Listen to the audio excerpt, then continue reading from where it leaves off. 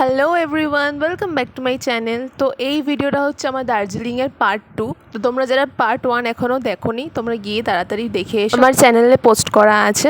তো আমাদের হোটেলে বসে আমাদের বাইরের ভিউটা এরকমই ছিল, একটু গাছগাছালা, একটু বন বন ব্যাপার। আমরা দুপুরে কিছুক্ষণ রেস্ট নিয়েছিলাম, রেস্ট নিয়ে স্নান টান করে দুপুরবেলা খেতে নেমেছিলাম। আর দুপুরে কী কী খাওয়া হয়েছে সেগুলো আমি আমার পেটুকগিরি চ্যানেলে পোস্ট করেছি, তোমরা না দেখলে একবার দেখে আসতে পারো। আমাদের হোটেলের নিচটা ছিল বারকাম রেস্টুরেন্টের ইন্টেরিয়রটা বেশ সুন্দর ছিল। আমরা একটু ভিতরের দিকে খেতে বসেছিলাম, এর বাইরের দিকটা আরও সুন্দর। তো আমরা খাওয়া দাওয়া করে বিকেলবেলা রেডি হয়েছিলাম। বিকেলবেলা রেডি হয়ে আমরা মেলে যাব। এখন বিকেলে মেলে যাওয়ার জন্য রেডি হলাম, এখন আমরা চা খেতে যাব। তো আমরা মেলে যাওয়ার আগে এখানে চা পকোড়া খেতে এসেছিলাম। আর এই হোটেলের রান্নাবান্না না বেশ ভালো ছিল, ওদের কোয়ালিটি খুব সুন্দর ছিল, খেতে খুব ভালো ছিল। তো আমরা এখানে চা পকোড়া খেয়ে সোজা চলে গেলাম মেলে। আমাদের হোটেল থেকে মেলের দূরত্ব খুব একটা বেশি ছিল না, কয়েক মিনিটের হাঁটা পথ বলতে গেলে। তো আমরা হেঁটে হেঁটেই চলে গিয়েছিলাম মেলে। আর এই আমরা মেলের ভিতরে প্রবেশ করে ফেলেছি। আর ভিতরে অনেক রকমের মানে সোয়েটার, চাদর, মাফলার, আরও অনেক কিছু বিক্রি হচ্ছিল। তো এরপরে আমরা ওখান থেকে বেরিয়ে আমরা মেলের বাইরেটা চারদিক ঘুরি, চারিদিকে যাই, ফটো তুলি। তো এরপর আমরা যখন সন্ধে হয়, মানে অনেকটা যখন অন্ধকার হয়ে যায়, দেন হোটেলে আসার পথে তখন আমরা আবার এই মার্কেটের ভিতরে ঢুকি আর কেনাকাটি করা স্টার্ট করে দিই। এখন আমরা সব কেনাকাটা করে, সব মার্কেটিং করে এখন হোটেলের দিকে যাচ্ছি। গিয়ে পরে আমরা এখন হোটেলে গিয়ে রেস্ট নেব। আর আমাদের কোথাও বেরোনো নেই, কালকে আবার সকাল মানে ভোরবেলা কালকে আমরা টাইগার হিল যাব। তো আজকে গিয়ে জাস্ট রেস্ট নেবো, আর শরীরে দিচ্ছে না, সারাদিন এই ট্রেন জার্নি, আর পুরো প্রচণ্ড টায়ার্ড হয়ে গেছি। দুপুরে প্রচণ্ড ঘুমিয়েছিলাম। তো এরপরে একটু মেলে এসে ঘুরে দেন এবার হোটেলে গিয়ে রেস্ট নেব। আর এই যে আমরা রাস্তা দিয়ে নেমেই চলেছি। এই রাস্তাগুলো এত উঁচু উঁচু ঢালু রাস্তা, উঠতেও ততটা কষ্ট হয়, নামতেও ততটা কষ্ট হয়। তো এরপরে আমরা হোটেলে চলে আসি। আর আমরা আজকের রাতটা তাড়াতাড়ি খাওয়া দাওয়া করব ঠিক করি, কারণ যেহেতু আমাদের কালকে অনেক ভোর উঠতে হবে। আর আমাদের হোটেলে একজনের বার্থডে সেলিব্রেট হচ্ছিল, তো সেখানে আমরা সবাই মিলে ছিলাম। আর এখানে এই বাচ্চাটার কেক কাটিং হচ্ছিল। এরপরে কিছুক্ষণ পার্টি চলতে থাকে, মানে আমার বাবা তার বন্ধুরা সবাই মিলে নাচবাজ শুরু করে দেয়, নাচানাচি শুরু করে দেয়। তো কিছুক্ষণ নাচানাচি করার পরে ফাইনালি আমরা খাওয়া দাওয়া শুরু করে দিই। আর খাওয়া দাওয়া করে সোজা আমাদের রুমে চলে যাই। সোজা রুমে গিয়ে ফ্রেশ হয়ে শুয়ে পড়ি, কারণ ঘুম এমনিতেও হবে না, কারণ ভোর উঠতে হবে। তো নেক্সট দিন ভোর 3টের সময় আমরা ঘুম থেকে উঠি। ভোর 3টে না রাত 3টে জবি হোক, যে তো আমরা উঠি, ঘুম থেকে উঠে আমরা সব রেডি ফেডি হই। আর তখন প্রচণ্ড পরিমাণে ঠান্ডা লাগছে। তো এরপরে আমরা হোটেলে নিচে নেমে আসি, আমাদের গাড়ির জন্য অপেক্ষা করছিলাম, বাট গাড়ি আসতে একটু লেট করেছিল। তো এরপরে গাড়ি চলে আসে, আমরা গাড়িতে উঠে যাই। কিন্তু এই পর যে জ্যাম শুরু হয়, সেই জ্যাম আর কাটার নয়। মানে 2 মিনিট যাচ্ছি জ্যাম পড়ছে, 2 মিনিট যাচ্ছি জ্যাম পড়ছে, মানে পুরো রাস্তাটাই জ্যামে চলে গেল। আমি তো ভেবেই নিয়েছি আর সূর্য দেখা হবে না। তো এই জ্যামেই তখন দিয়ে বসে রয়েছি, খুব বিরক্ত লাগছে। মানে প্রত্যেকটা জ্যামে মিনিমাম 15-20 মিনিট ধরে আমাদের দাঁড়াতে হচ্ছে। তো জ্যামে থাকতে এই আকাশে আলো ফুটে গিয়েছিল। আর আমাদের গাড়ির ড্রাইভার বলছিল যে আজকে সূর্য নাও দেখতে পারা যাবে, কারণ প্রচণ্ড পরিমাণে কুয়াশা ছিল। তো তাও আমরা যাচ্ছি, দেখতে পাবো কি পাবো না জানি না। তো তাও যাচ্ছি, আবার জ্যাম পড়ছে। এই করে আমাদের গাড়িতেই ভোর হয়ে গেল। তো আমাদের যখন রাস্তাটা একটু ফাঁকা ছিল, তো আমরা ব্যাক করতে গিয়েছিলাম যে আমরা ব্যাকে ফিরে আসবো, আমরা টাইগার হিল যাবো না, কারণ অলরেডি ভোর হয়ে গেছে। কিন্তু তার আগে যেহেতু আমরা ব্যাক করতে পারিনি, কারণ সেই সময় প্রচণ্ড পরিমাণে জ্যাম ছিল। তো আমরা যখন ব্যাক করেছি তখন ওরা বললো যে গেটটা হয়, সেই গেটটা অলরেডি আমরা পার করে ফেলেছি। এই তুমি সূর্য দেখো বা না দেখো, তোমাকে টাইগার হিলের দিকে যেতেই হবে, যদি তুমি রোড ক্রস করে মানে লাইনটা ক্রস করে ফেলেছো। তো আমাদের আবার গাড়িটাকে ঘুরিয়ে টাইগার হিলের দিকে আমরা যাচ্ছি। তো শুধুই গেছি আমরা টাইগার হিলে, প্রচণ্ড কুয়াশা দেখেছি, সূর্যের জায়গায় কুয়াশা দেখে এসেছি। তো আমরা টাইগার হিলে এসেছি যখন, কিছুক্ষণ ওখানে স্টে করলাম, কিছুক্ষণ থাকলাম, ঘুরলাম, চারিদিকে সূর্যের জায়গায় কুয়াশাটাকে উপভোগ করলাম। কি করব, বাট হ্যাঁ, আমার ফার্স্ট টাইম যখন আমরা দার্জিলিং এসেছিলাম তো সেই সময় আমরা সানরাইজ দেখতে পেয়েছিলাম। আর সবচেয়ে বড় কথা হচ্ছে টাইগার হিলে যেইখানটা দাঁড়িয়ে আমরা সবাই মিলে সানরাইজ দেখি, ওই জায়গাটায় আমাদের নিয়ে যায়নি, কারণ ওই জায়গাটায় কাজ চলছিল। তো আমরা একটা বন জঙ্গলের জায়গায় গিয়েছিলাম, বন জঙ্গলে গিয়ে কিছুক্ষণ ঘুরেছি ফিরেছি থেকেছি। তো তারপরে আবার ব্যাক করেছি। যেই পরিমাণে হাওয়া দিচ্ছিল, ঠান্ডা হাওয়া দিচ্ছিল, বাধ্য হয়ে আমাকে এরকম মাওবাদী সাজতে হয়েছিল। কারণ এই ঠান্ডা হাওয়াগুলো যদি মাথায় একবার যায়, কানে মাথায়, তাহলে আর আমার রক্ষে নেই, পুরো ঘোড়াটাই মাটি হয়ে যাবে। অলরেডি আমার শরীর একটু খারাপ হয়েই আছে, তো আমি ওই জন্য মাথার মধ্যে সব চাদর ফাদর পেঁচিয়ে রেখেছিলাম। আমরা এই 10-15 মিনিট এখানে থাকলাম, থেকে টুকটাক গল্প টল্প করলাম, এদিক ওদিক ঘুরলাম। ঘোরার পরে আমরা আবার চলে যাচ্ছি গাড়িতে।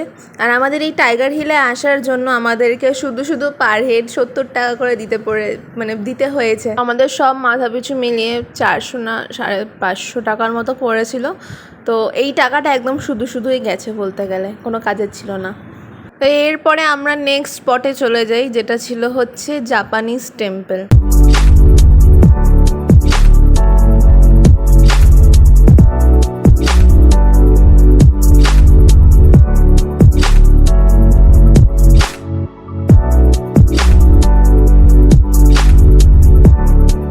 আমরা এখন জাপানিজ টেম্পলে এসেছি। তো এরপর এখানে ফটোশ্যুট ফটো তুললাম। এবার কোথায় যাবো জানি না, এবার কোথায় যাবো? বাতাসি লুপ। এরপরে আমরা জাপানিজ টেম্পল থেকে বেরিয়ে গাড়ির দিকে রওনা দিই। আর আমাদের নেক্সট স্পটে যাই হচ্ছে রক গার্ডেন। তো এই রক গার্ডেন যাওয়ার সময় আমরা যে রাস্তাতেই যাচ্ছিলাম, সেই রাস্তাটা অতীব জঘন্য ছিল আর প্রচণ্ড খাড়াই ছিল, তাই প্রচণ্ড ভয় লাগছিলো। কারণ গাড়িটা এমনভাবে চালাচ্ছিল, সত্যি ভয় লাগছিলো। তো তারপরে আমরা রক গার্ডেনে চলে আসি। আর এই জায়গাতে আমরা অনেকটা সময় কাটিয়েছি, কারণ বেশ ভাল লাগছিলো এই জায়গাটাতে ঘুরতে। তো এখানকার ভাইবসটা আমার খুব ভালো লাগছিলো, কেননা এই ঝর্ণা, চারিদিকে এত ফুল গাছ, চারিদিকটা এত সুন্দর করে সাজানো, সব মিলে এটা বেশ আলাদা ফিল হচ্ছিল।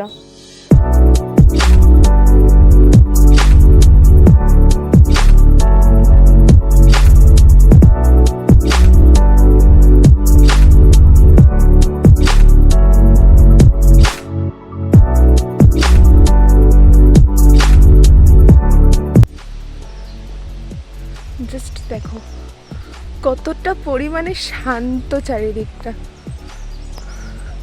এটা নিস্তব্ধ পুরো, আর হালকা ঝর্ণার আওয়াজটা আসছে।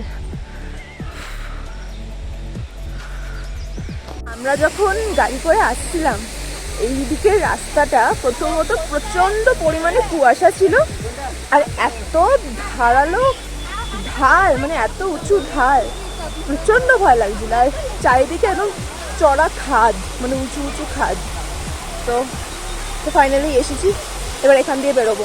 তাই খারাপ লাগলো যে খুব সানরাইজ দেখার ইচ্ছে ছিল, সেটা আর দেখা হয়নি। তো কী করা যাবে, ওকে, তো চলো। এখন আমরা এই রক গার্ডেন থেকে বেরোনোর পরে আমরা যাব কি নাম ছিল, বাতাসিয়া লুপ সামথিং কিছু একটা। আমরা ফার্স্টে বাতাসিয়া লুপ ভেবেছিলাম যাব, কিন্তু সেটা এখন চেঞ্জ হয়ে রক গার্ডেনে এসেছি। এবারে যাবো বাতাসিয়া লুপ। এরপরে আমরা রক গার্ডেন থেকে বেরিয়ে পাশে একটা চায়ের দোকান ছিল, সেখান দিয়ে আমরা একটু চা আর একটু বিস্কুট খাই। আর তারপরে সোজা গাড়ি করে বেরিয়ে যাই বাতাসিয়া লুপের দিকে।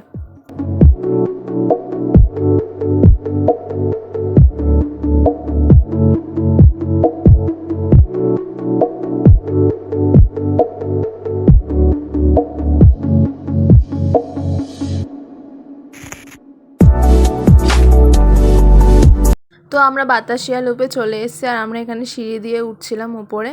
আর আমাদের বাতাসিয়া লুপে ওঠার যাওয়ার আগে আমাদেরকে এখানে টিকিট কাটতে হয় পার হেড, আর কত নিয়েছিল আমি ভুলে গেছি।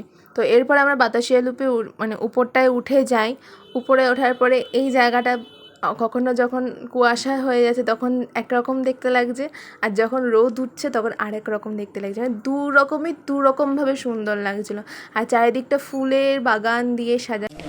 তো আমরা এখন, আমি নামটাই বারবার ভুলে যাচ্ছি, বাতাসিয়া ঘাট, সরি বাতাসিয়া লুপ।